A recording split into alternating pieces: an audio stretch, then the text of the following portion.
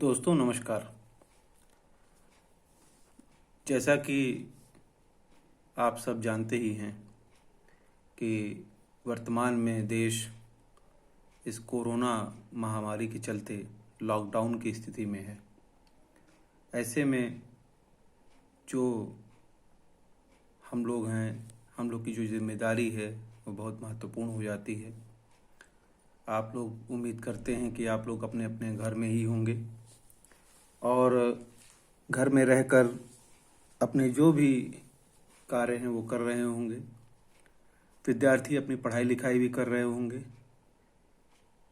इसी के चलते मानव संसाधन विकास मंत्रालय के निर्देश पर पूरे उच्च शिक्षा के लोग अपने अपने विषय के विद्यार्थियों के लिए कुछ ऑनलाइन क्लासेस भी चला रहे हैं, जिसके तहत defence studies department Hindu college Moradabad की ओर से भी ये काम किया जा रहा है। जैसा कि आपको पता ही है कि राष्ट्रीय सुरक्षा जैसे महत्वपूर्ण विषय पर पहले ही 2 क्लास हो चुकी हैं और उन क्लास में ये हमने चर्चा की थी कि अगला जो हमारा टॉपिक होगा ऑनलाइन क्लासेस का वो होगा राष्ट्रीय शक्ति। आज हम राष्ट्रीय शक्ति, जो कि एक महत्वपूर्ण अध्याय है डिफेंस स्टडीज़ का, नेशनल सिक्योरिटी के जो पेपर है उसके लिए, तो आज हम लोग आइए राष्ट्रीय शक्ति को समझते हैं, उस पर कुछ चर्चा करते हैं और जो भी आपके प्रश्न होंगे आप हमारे व्हाट्सएप नंबर पर भी पूछ सकते हैं। अगर कोई बात ना समझ में आए तो आप व्हाट्सएप पे मैसेज के माध्यम से, ईमेल के माध्यम से आप जानकारी कर सकते हैं। तो चलिए शुरू करते हैं कि what is power, what is national power. राष्ट्रीय शक्ति को लेकर के चर्चा शुरू हमारी हो रही है। आप लोग भी अपनी जो भी पुस्तकें हैं उसको अपने सामने रख लीजिए और चर्चा में ध्यान से सुनिए, ताकि आपके मन में जो प्रश्न हो उनको आप चर्चा से जोड़ सकें।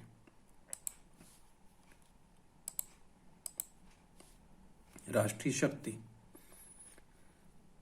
दोस्तों, राष्ट्रीय शक्ति एक बड़ा ही महत्वपूर्ण बिंदु है, विशेषकर रक्षा अध्ययन के दृष्टिकोण से।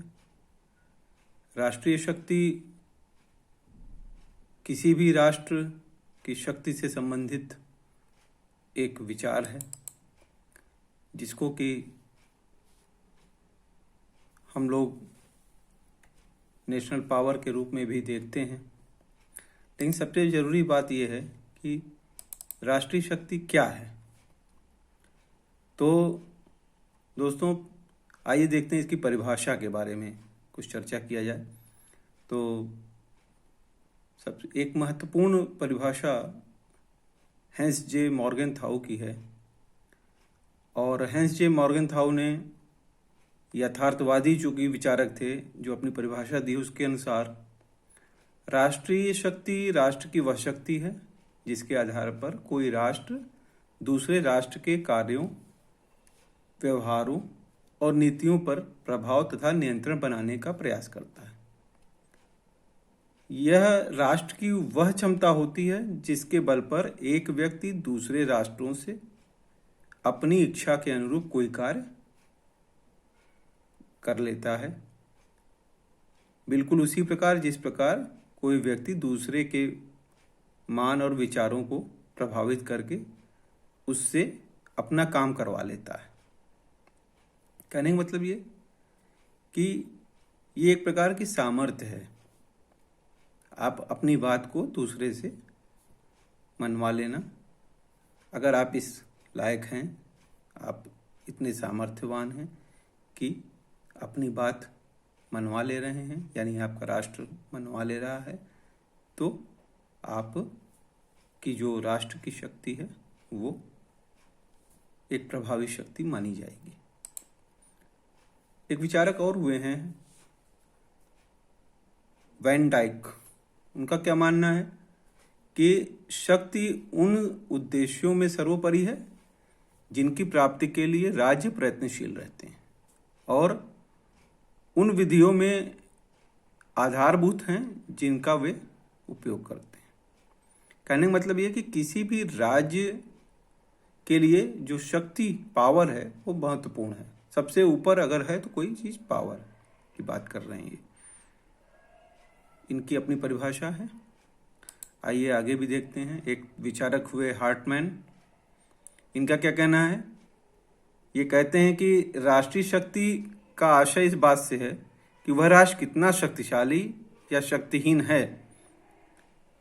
यानी कहने का मतलब ये कि अगर कोई राष्ट्र अपने हितों को पूरा कर ले रहा है तो समझिए कि वो शक्तिशाली है।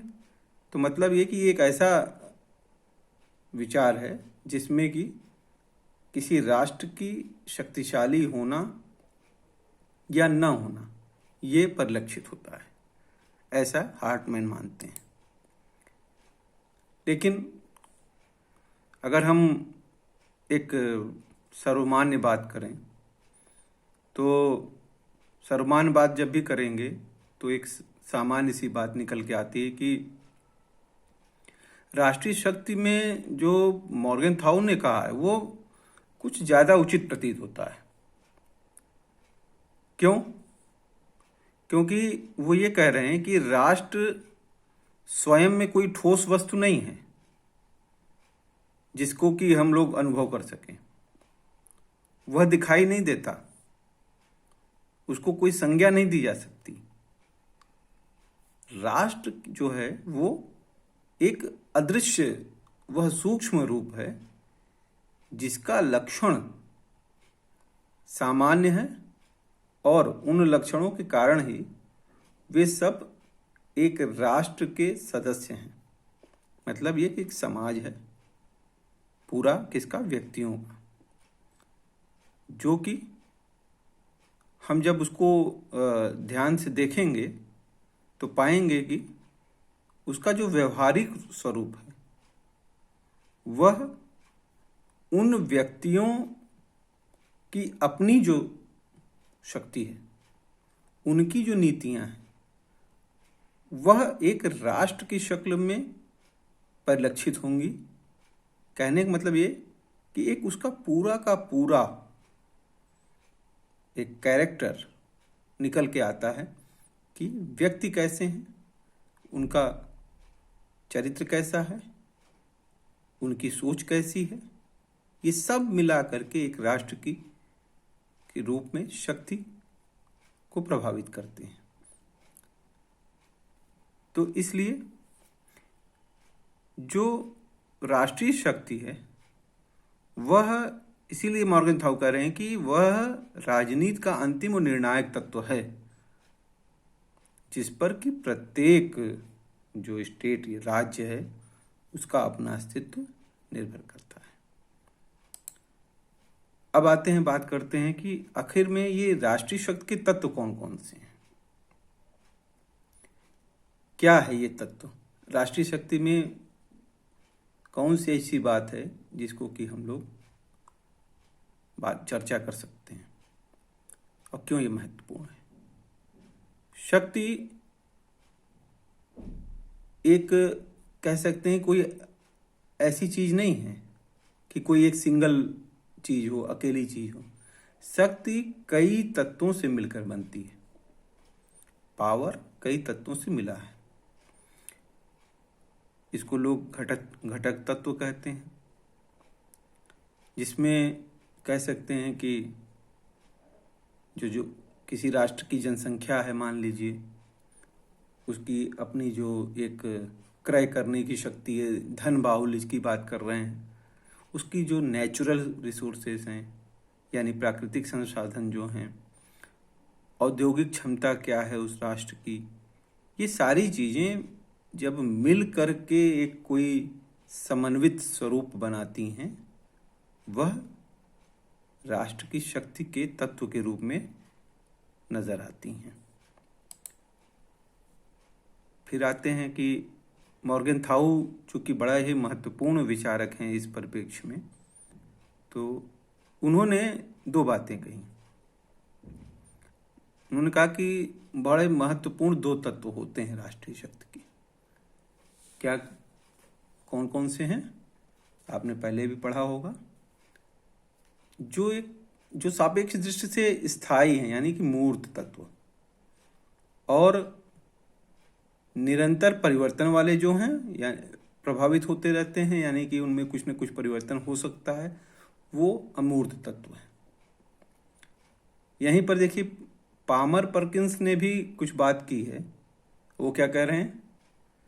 उनका कहना है कि राष्ट्रीय शक्ति के तत्वों को हम दो भाग में विभाजित कर सकते हैं।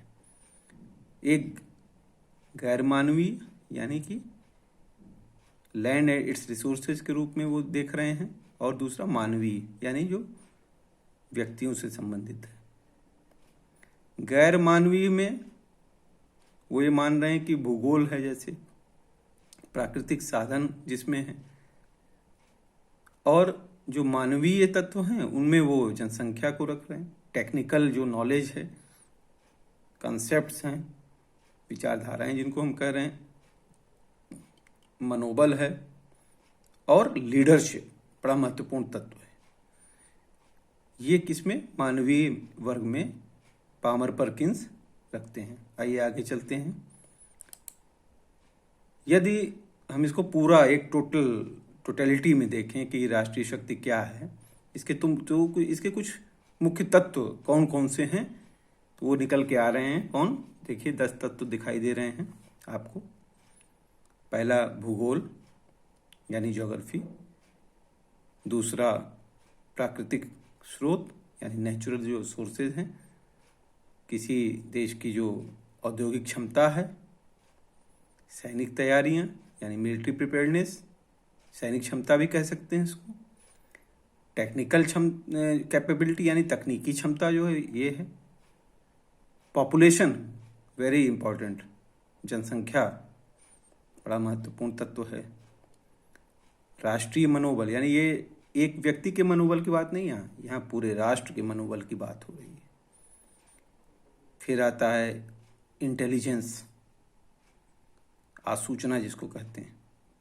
कूटनीति, डिप्लोमेसी, राजनय जिसको बोलते हैं। और सरकार की योग्यता, आपकी सरकार कितनी योग्य है, ये भी बड़ा महत्वपूर्ण तत्व है राष्ट्रीय शक्ति का। तो दोस्तों, आप देखिए कितना एक व्यवहार में आप देख रहे हैं कि राष्ट्रीय शक्ति कितनी महत्वपूर्ण हो गई है, और कितने महत्वपूर्ण तत्व हैं इसके में।